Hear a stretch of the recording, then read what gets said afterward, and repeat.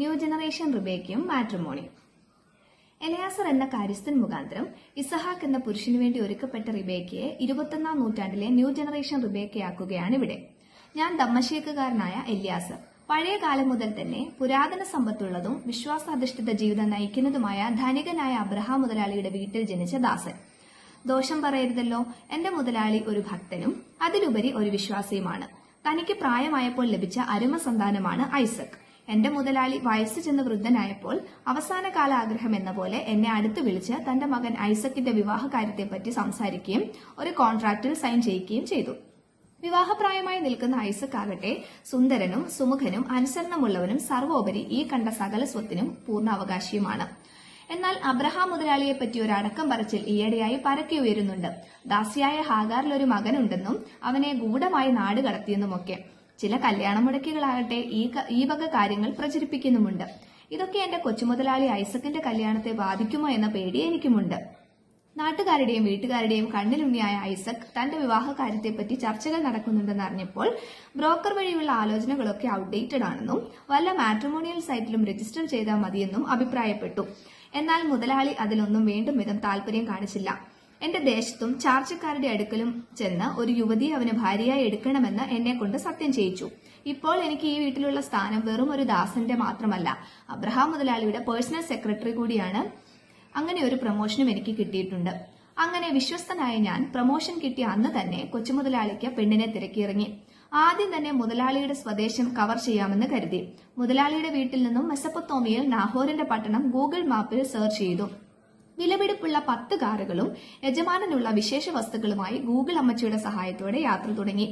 ലൊക്കേഷനിൽ എത്തിച്ച ശേഷം കാറുകൾ അവിടെ പാർക്ക് ചെയ്തിട്ട് ഇങ്ങനെ പ്രാർത്ഥിച്ചു: എന്റെ ഈ കാറുകൾ കഴുകുവാനും എന്റെ ദാഹം തീർക്കാൻ വെള്ളം തരുന്നതും ആരാണോ അവരായിരിക്കും എന്റെ കൊച്ചുമുതലാളിയുടെ ഭാര്യ.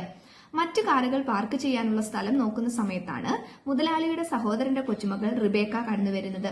വളരെ സുന്ദരിയും സുമുഖിയും ഇംഗ്ലീഷ് സാഹിത്യത്തിൽ ബിരുദാനന്തര ബിരുദധാരിയുമാണവൾ.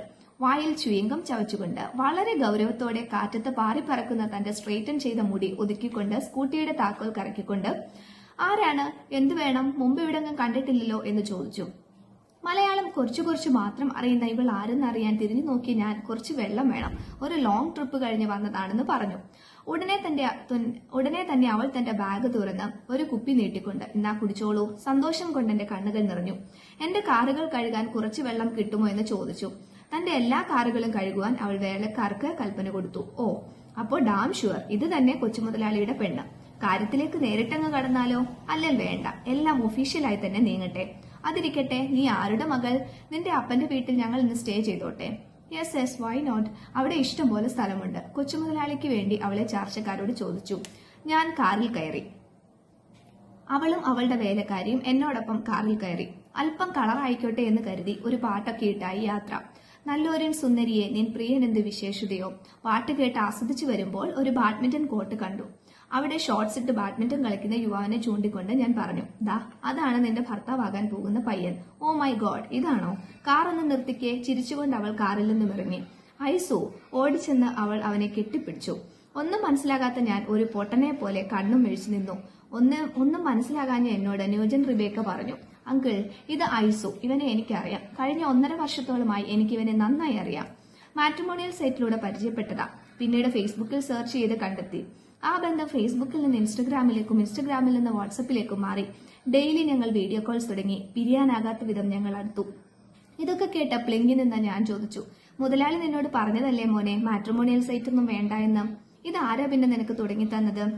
അത് പിന്നെ മാട്രിമോണിയൽ സൈറ്റ് ആകുമ്പോൾ നമുക്ക് കുറച്ചും കൂടെ മോഡേൺ ആയ ആളുകളെ കിട്ടുമല്ലോ എന്ന് ഓർത്തപ്പോൾ ഞാൻ സ്വയം അങ്ങ് തുടങ്ങിയതാ. സ്തംഭിച്ചു നിന്ന് ഞാൻ ആത്മഗതം പറഞ്ഞു, ഇത് നേരത്തെ അറിഞ്ഞിരുന്നെങ്കിൽ ഈ വലിയൊരു യാത്ര ഒഴിവാക്കാമായിരുന്നു. ഈ കാലത്തിന്റെ ഒരു പോക്കേ. ഒരു ദീർഘനിശ്വാസം വിട്ടുകൊണ്ട് സംഭവിച്ച കാര്യങ്ങൾ യജമാനനോട് അറിയിക്കാൻ ഞാൻ തിരികെ യാത്രയായി.